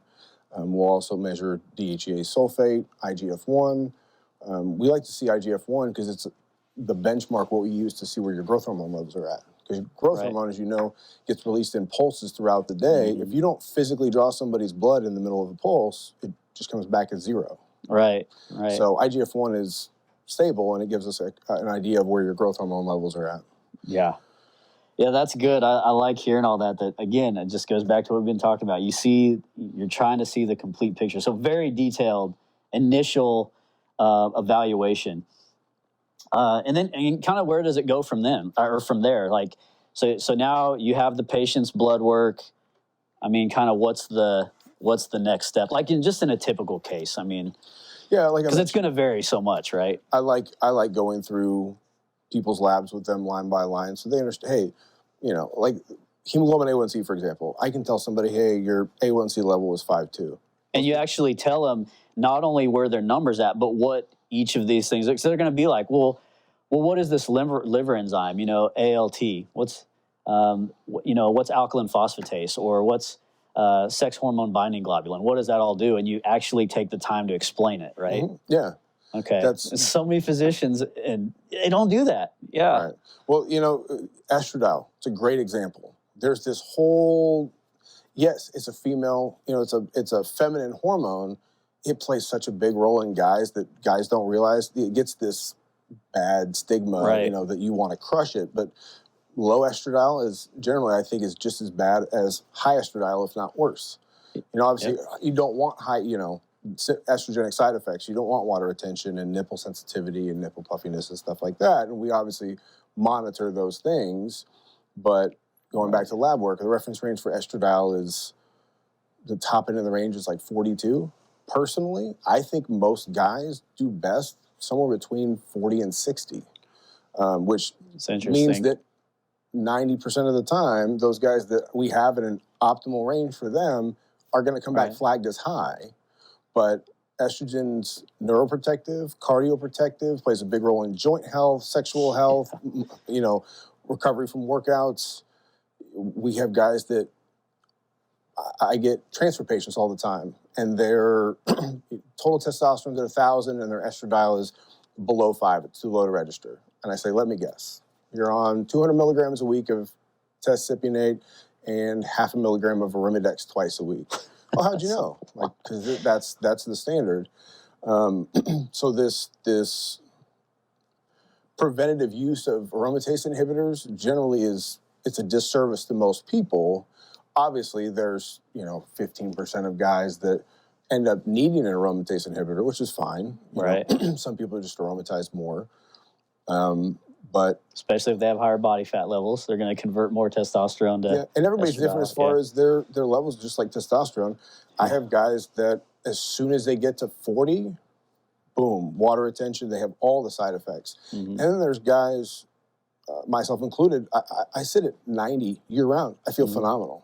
Right. And what you also have to remember is the testosterone to estradiol ratio is very important as well. So if you had two patients, they both have an estradiol level of 60, but one has a total testosterone of 300 and one has a total testosterone of 1,000, they're probably going to feel different because the ratio of testosterone to estradiol is so much different between the two. Yeah, that ratio is so important in both sexes too. I mean, and you asked about females. The reverse is true. Testosterone is a masculine hormone. We have females that come in all the time complaining of a lack of libido, and they're lethargic, and they're gaining weight. They may have low testosterone. Yeah, and it's something. You tell a female that the problem is your testosterone's too low, and they probably freak out. They're taken back for a second. Yeah. But obviously with females, it's a little more in depth because you're juggling more hormones. You've got estradiol, you've got and the menstrual cycle. You've got changes throughout the monthly cycle. The normal range changes based on where they are in their cycle, if they're postmenopausal. So, but estradiol is so important for males, and testosterone is so important for females. But that's something that you don't hear about a whole lot. Yeah, and when Adam's talking about aromatase or aromatization, what he was meaning is, a lot of guys, and you see this commonly in guys that are using testosterone exogenously without a prescription. It's not being monitored by a physician. They're using other anabolic, synthetic derivatives of testosterone, other steroids, and they think that estradiol or any estrogen is so, it's going to have such a negative function that they try to crush it and just basically put it at zero. And they do this by, one, either taking aromatase inhibitors like Arimidex, and that prevents the enzyme aromatase from converting testosterone in the body to estrogen, to estradiol. And then by not having enough estradiol and estrogen circulating in the body, it's like you said, now you start having, the joint pain. You lose that cardio protection and that neuroprotection in the brain. And long term, that's not good. So it's not good to be crushing. Or they'll take SERM, selective estrogen receptor modulators, which actually have anti-estrogenic effects in certain tissues, like the breast, and then in other tissues they may be not the opposite of anti-estrogenic. They may actually have estrogen signaling properties, like bone. They help stimulate bone mass and things like that. But they'll take a SERM like Nolvadex to try to block estrogen from binding to the receptor, so then you don't get an estrogenic effect in the cell. But either way, yeah, it's interfering with that estrogen signaling or the level in the blood, like if you're using an aromatase inhibitor. So I think that's all. But going back to your question, so I go through the labs line by line with the patient, because like I said, I want them to understand what's going on.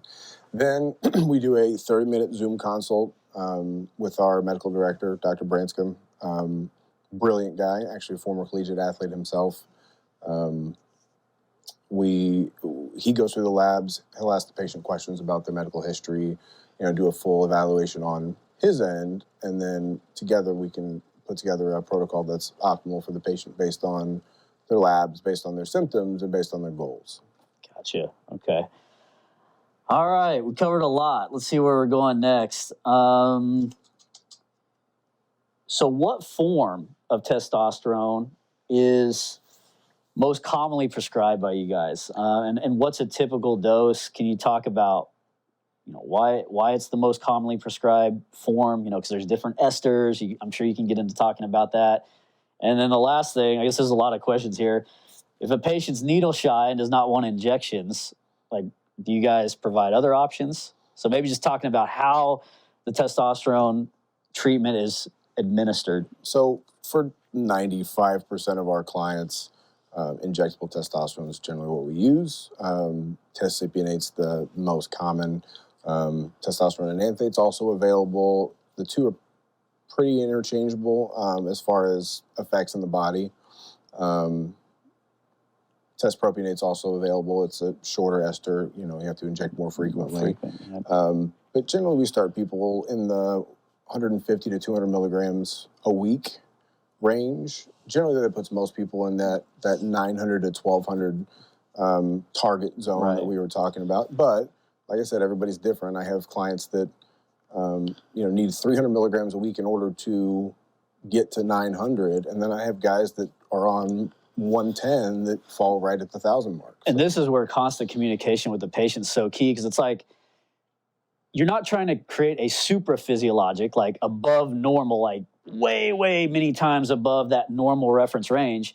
It's like you're just kind of trying to top off their gas tank. You're trying to get them, like you said, into that upper range of what's normal, or just to the point where they feel good. And once you have them feel good, or you've got them to a level where they're feeling good, the symptoms have been reduced or gone away, and it's just maintaining that. It's like, but I know finding that balance has got to be a lot of communication with your patients back and forth, which I'm assuming you guys, it sounds like you work very close with your patients and constantly kind of keeping in contact with them. Absolutely.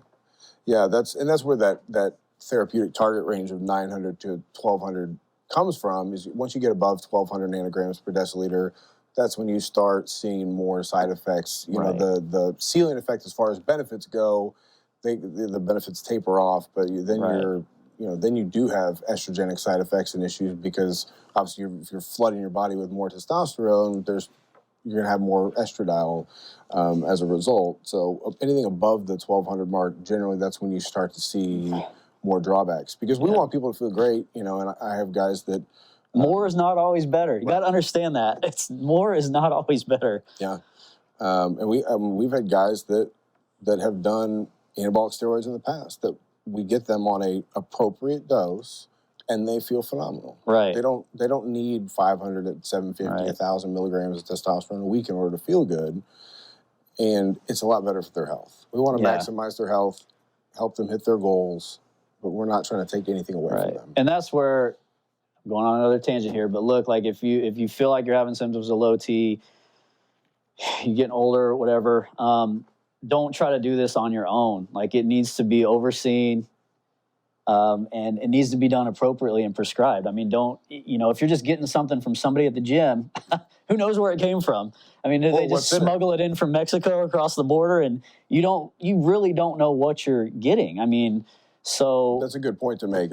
All the medications that we use are made by 503A and 503B FDA accredited compounding pharmacies. So when you get a vial of Test-Sip that's 200 milligrams per milliliter, you know that it's 200 milligrams per milliliter within that 10%, plus or minus range. But with any kind of black market or outside use, you really don't know what you're getting. And even people that have gotten stuff before and done well with it, things can always change. Yeah. And could you maybe talk about the esters and why injectable is the way to go more so? I mean, do you guys offer any gels, creams? I know like scrotal creams, things like that. That or the inner thighs. But we do have testosterone cream. I'd probably say out of all of our patients that are on testosterone therapy, 10% maybe do cream. Pellets are also available. We don't offer pellets. I don't think pellets are an effective approach. You risk infection. And you see with the cream too. And don't you get fluctuations? 'Cause I mean, it's kind of releasing it over like 3 to 6 months, right, with the pellets, but it's not going to be as, I guess, steady and controlled as like what you would see if you're doing the injections at appropriate times, right? Oh yeah, I've seen guys that tried pellets and that dose is supposed to last them 6 months, lasts them 4 months, and so their levels are they're at 2,000 nanograms per deciliter, or vice versa. It's too slow of a release and they feel like crap. And like you said, you risk infection. These pellets have to be surgically implanted under the skin. I think it's like near the hip, right? Yeah. So glutes, hip area. Yeah. Now the cream is very effective. The downsides of that are like you can transfer it to somebody else. That's why you have to, that's why we recommend scrotum or inner thighs. If you're just rubbing it on your arm, if you go to hug somebody, you can transfer that testosterone to your spouse. And then your spouse starts seeing some masculinization, right? Some body hair growth or whatever else as a result. Yeah, and that's a good point. Or think about if you're using, and plus you can't like take a shower too soon after it, or if you sweat and work out, it may not get completely absorbed. So I know there's a lot of factors there. Or like you said, if it's scrotal, and think about you forget you put it on and wife comes home, you guys are feeling in the mood. Right. And it's like, oh, you have sex. And then now, oh, guess what? You have a direct transfer of the testosterone that's still on your scrotum to your wife's parts. And obviously that's probably not going to be good.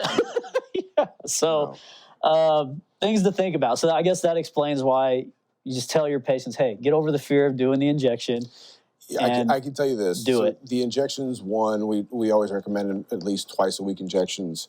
And that's what we've seen the most stable blood levels. But I can't tell you how many times I walk somebody through an injection and they're like, that was it? That wasn't that bad. Like it's 100 times worse in their mind than it is when they actually do it. And let me ask you this. So do you have them like draw out the testosterone out of the vial with a larger needle? 18 gauge needle generally, and 18 then or 21. Replace, like say, and then replace it with like once it's in the barrel of the syringe, replace that 18 gauge needle with a smaller gauge. 26 or whatever gauge needle that's like an inch long. Yeah, 25 gauge 1 inch, 27 gauge half inch are the most common sizes. I have clients that like to do their shoulders, so 27 gauge half inch needles. But for 85% of people, 25 gauge 1 inch is perfect. Whether glutes are always the first recommended spot. I mean, they can still, because it's thick, it's an oil, so they still can get that through the 26, 20 whatever gauge needle. The oils are getting better and better as far as the carrier oils. Most of the commercial preparations of testosterone are cottonseed. A lot of the compounded products are grapeseed, but we'll also see MCT oils now, which is a little thinner. But the biggest drawback with the oil, it's when you're drawing it out of the vial, because you're creating a vacuum, so it makes it difficult to draw that oil out. Right. Yeah. But 25 gauge 1 inch generally is what we recommend for injections.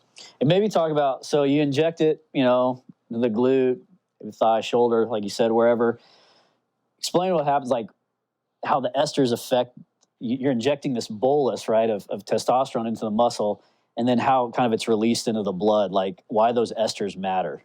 Yeah, the esters determine the time release. So the cypionate, the enanthate, the propionate, kind of talking about, that. Yeah, so like I said, testcypionate's generally what we use. Testenanthate, the ester length it's 1 carbon different.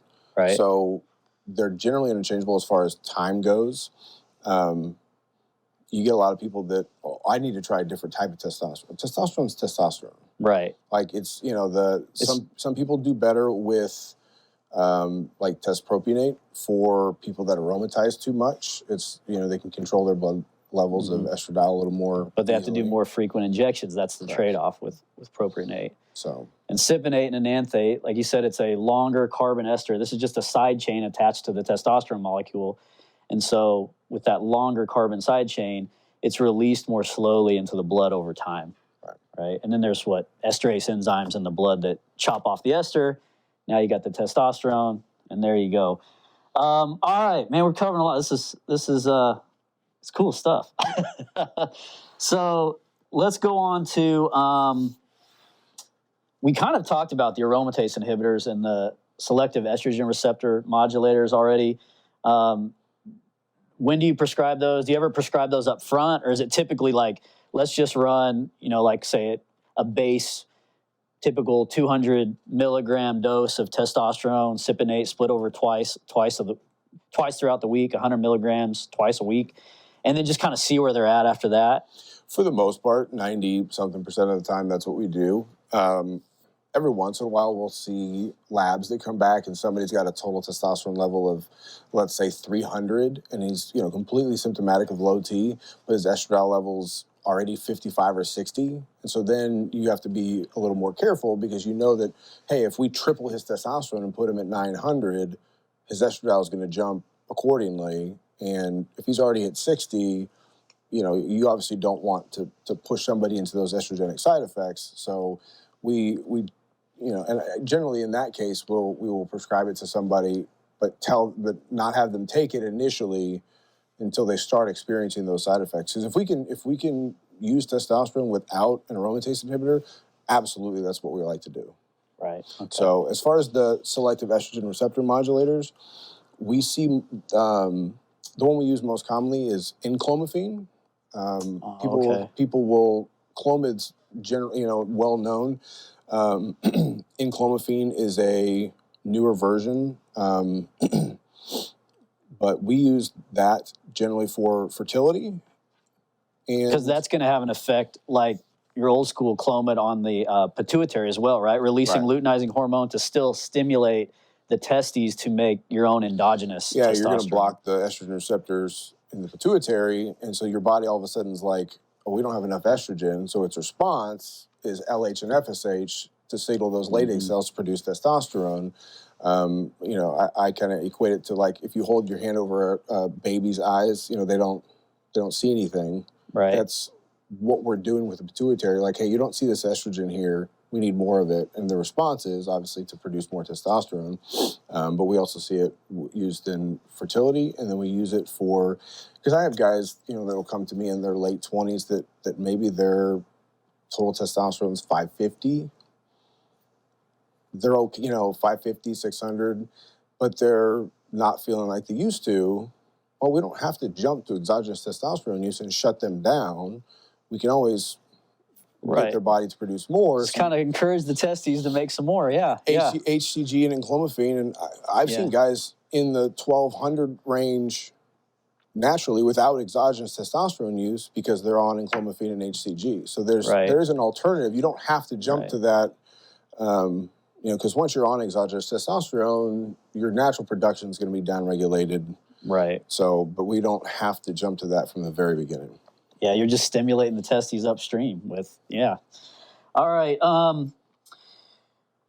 Is there anything else that's, commonly prescribed at Pinnacle for any of your patients, men that are struggling with symptoms associated with low or suboptimal testosterone levels? One thing we love to do is low dose tadalafil, Cialis. 5 milligrams a day. It's got a longer half-life, but if you do smaller doses of Cialis, it's good for blood pressure, protects the prostate. Obviously, you get better pumps in the gym. The sexual benefits are obviously there, but that's an easy med. That's great for the cardiovascular system, vasodilation. I mean, it's not just, people always think of Cialis, which is a longer-acting form of basically Viagra, but they always think of it as just, it's just increasing blood flow to the penis. It's like, no, this is all over. I mean, well, I think depending on the dose, you're going to get, in some areas, more or less vasodilation. But I know it's obviously for cardiovascular we've seen has health. A laundry list of benefits, and there's not a whole lot of drawbacks. But like I said, we look at people's thyroid levels. Maybe their free T3 is suboptimal. We can put them on something like natural desiccated thyroid, which we prefer over something like Synthroid, like a synthetic T3 or T4. Right. Natural desiccated thyroid is T4, T3, T2, T1, calcitonin in a specific ratio to get somebody's thyroid function to improve. But are you seeing a lot of thyroid issues in males? I mean, it's becoming more and more prevalent. Do you have any, thoughts or speculate why that may be? Actually see, I think I've seen, as far as lab work goes, I've seen more hypothyroidism in females. Yeah. But obviously it affects both sides. And a lot of times just, like if you look at Hashimoto's, that causes hypothyroidism, low thyroid levels. Females tend to gain weight, feel lethargic, cold all the time. And because their metabolic rate drops. But it's an autoimmune condition, and you tend to see autoimmune conditions, they're much greater prevalence in females than males. I mean, look at MS, and that's an example. I mean, any autoimmune disease, they just tend to be, for whatever reason, higher in females than males. And with Hashimoto's, it's just your immune system kind of goes rogue. It's producing antibodies against thyroid, and your thyroid T4 and T3 levels are low as a result. So it's kind of getting beat up. Right. All right. So how long do patients typically stay on TRT replacement therapy, or if it's, testosterone optimization therapy? I mean, obviously, if they're hypogonadal and they come in and, their testosterone levels are just super low, like way under the reference range, it's going to be for life. But others that are just, they're not feeling right, but they're in what's considered, again, the normal range. How do you go about that? Like, what's the typical, do they stay on it? Do they ever cycle off? Like I said, do you do? With patients, that are kind of in that gray area, obviously something like enclomiphene and HCG can be beneficial, so you don't have to jump. Once people are on exogenous testosterone, generally it's where they stay. The biggest exception is guys that, when they're trying to conceive, a lot of them have to come off their testosterone, and we'll use HCG and enclomiphene to help rebound their, testosterone levels and their sperm count so they can conceive. That's the biggest situation where you see people come off. But for the most part, once people are, if we put you on exogenous testosterone, generally there's a pretty good reason why you're on it. Unless unless you develop a contraindication to it, there's not a whole lot of people that end up stopping it. Right. Alrighty. What do patients, let's say you've got them on a good course of treatment, you've got them balanced, they feel better. Like, what do they describe as far as the benefits? When you get to do that phone call, it's like, how you doing? And they're like, man, I feel great. what do they rant and rave about, basically? That phone call is why I do my job. That's why I do what I do. I get phone calls and texts every week of, dude, I feel better than I ever have, or I should have done this a long time ago. I have a client that I just talked to last week who's lost 7 inches on his waist in the first 12 weeks of treatment. And he's like, I feel better than ever. I feel better than I did in my 20s. I love hearing that. I love, people talk about... And approximately how old is this patient? Around 50. Okay, yeah. So, but we get, I have more energy. I'm recovering faster. Or, my strength in the gym's going up. My libido's gone through the roof. My wife's happy. You know. Better relationship, with the wife. Maybe you don't feel like just roommates right. anymore, right? You never want to get to that point where you just feel like roommates. No, there's no way to live. Because there's no intimacy, So, so it's not only beneficial to the male, but indirectly, the female spouse. So I get calls. I'll generally get calls.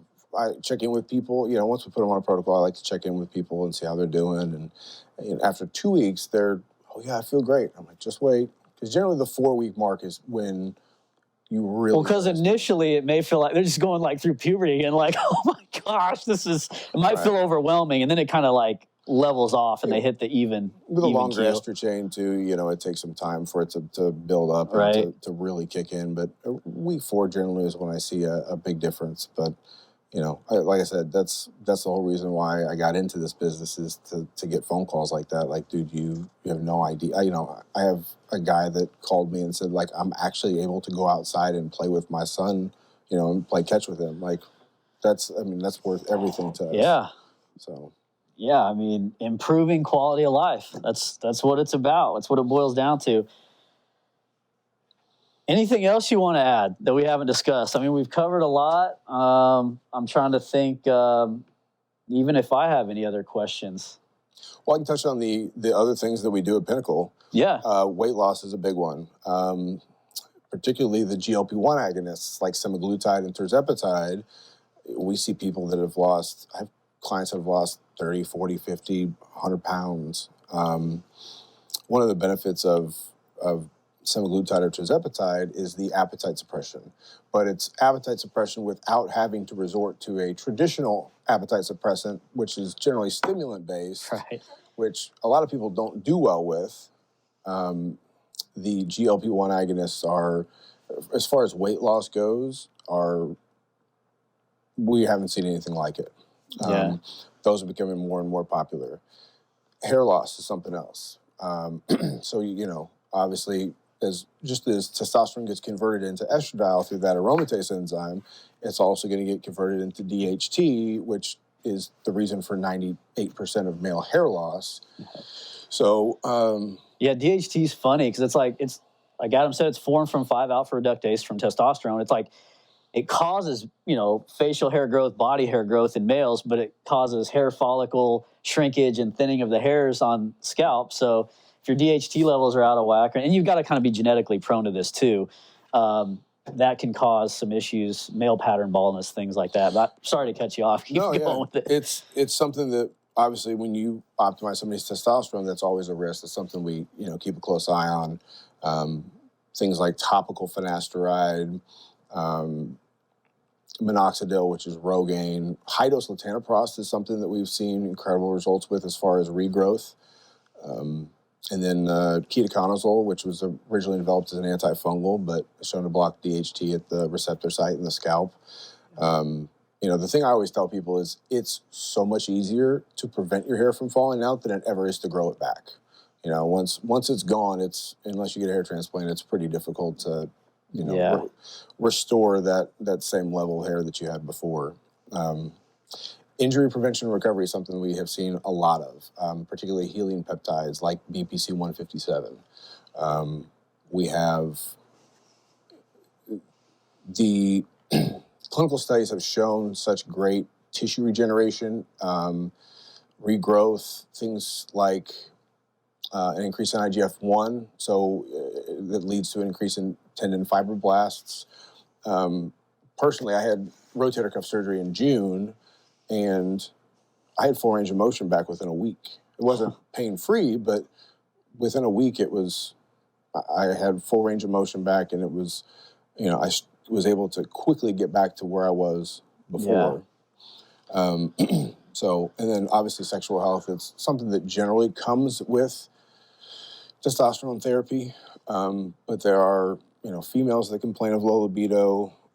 Plus you can, on more than just tadalafil, there's things like PT141, which was originally a derivative of melanotan, but it increases sexual satisfaction in both males and females.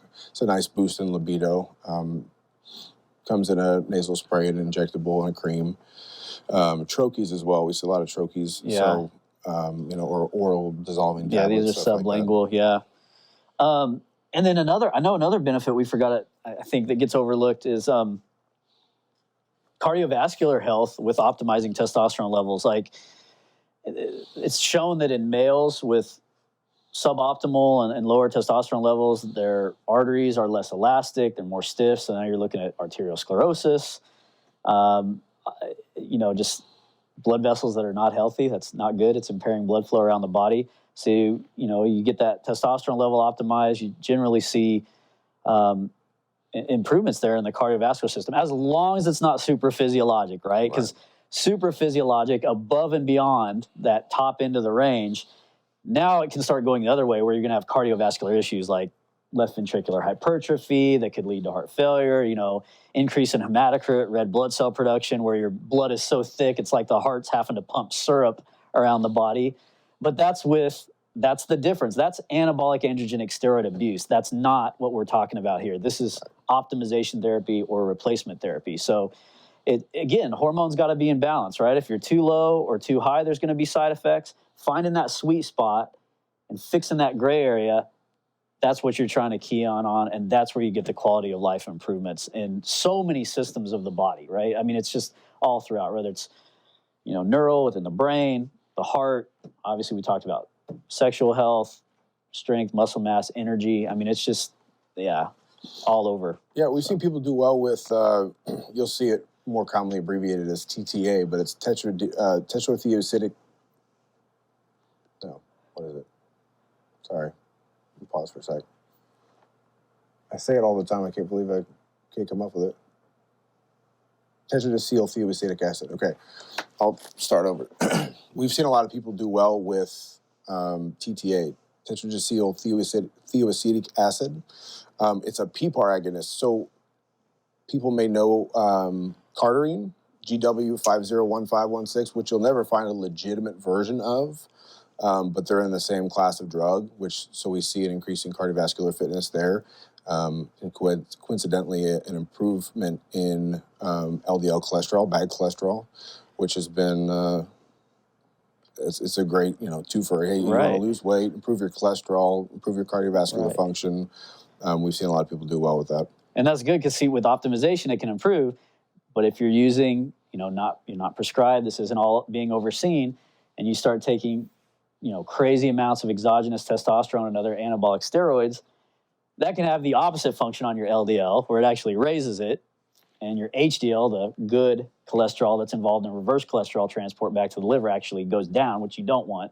So again, it's optimization, that getting that appropriate level for you, the individual, right? Because it's, like you said, and we've talked about it, it's going to vary from person to person. So, and then the other thing that we see a lot of great results from are the growth hormone releasing peptides and growth hormone releasing hormone analogs. CJC 1295 combined with ipamorelin is the most common. Tesamorelin combined with ipamorelin. So tesamorelin, the brand name is Egrifta. It's a growth hormone releasing peptide that was originally developed to treat HIV-induced lipodystrophy, so abdominal fat. So tesamorelin and ipamorelin target visceral abdominal fat, one, but it's going to increase your growth hormone levels, and therefore, like we talked about earlier, your IGF-1 levels. That's why we always test IGF-1 with somebody's initial blood, is, we want to know if somebody's deficient in IGF-1 or deficient in growth hormone, because that can make a big difference in recovery, from whether it's recovery from workouts, recovery from an injury. Right. But we've seen a lot of great results from tissue those. Yeah, and also, well, fat loss too, because growth hormone's lipolytic, so releases fat out of those fat cells. Yeah, and it's a two-pronged approach. You have a growth hormone releasing peptide and a growth hormone releasing hormone analog. That's why the two are combined. So the way I describe it is, if you want to maximize the amount of light in your living room, you're going to do two things. You're going to add more lamps, and you're going to change all the bulbs for 120-watt bulbs and try to bright. So it's telling your body, hey, release more growth hormone when you do, and then it's telling more of those cells to release growth hormone. Right. So it's a two-pronged approach that we see increases in growth hormone. You know, traditional synthetic growth, somatropin, stuff like that, it's really easy to overdo it. Yeah. Whereas the growth hormone releasing peptides are still regulated by that negative feedback cycle, and so it's a little more safe and effective to use, not to mention cheaper. Right. Well, how can people contact you or Pinnacle Health and Performance if they have questions or would like testing conducted to determine if they need TRT or TOT to start feeling better? What's your contact info? PinnacleHealthPerformance.com. You'll see some background on myself and my wife. We're the two that own and run the business every day. But you'll also see a Get Started page, which leads you to that intake form I was talking about, along with all the HIPAA agreements and everything like that goes along with it. But that's the easiest way. Once those get filled out, my phone buzzes and says I have a new client, and I reach out. So that's generally the easiest way. You can also call us. The number is 888-404-4085 or info@pinnaclehealthperformance.com. However, if somebody wants to get a hold of us, we're always available. I jokingly say you can ask my wife. I'm always working. That's what happens when you get into an industry that you truly love what you do. Love helping people. And I should have said, I got to correct myself. I said, the company you're working for, it's like, yeah, you're running and owning the company. So I stand corrected. It's been a while since I've seen you, man. So it's like, I forget these things, right? Yeah. Well, plus, I'm getting old. Maybe it's brain fog because I've got low T. Maybe that's it. maybe I need my labs drawn, right? Get your blood work done and see where you're at. All right. Well, great talking to you. If you have questions for me about the KU Exercise Science Program, anything we talked about today, contact me, jtaylor@ku.edu, or you can call 913-897-8516. Thanks for watching this episode of Fitness Facts.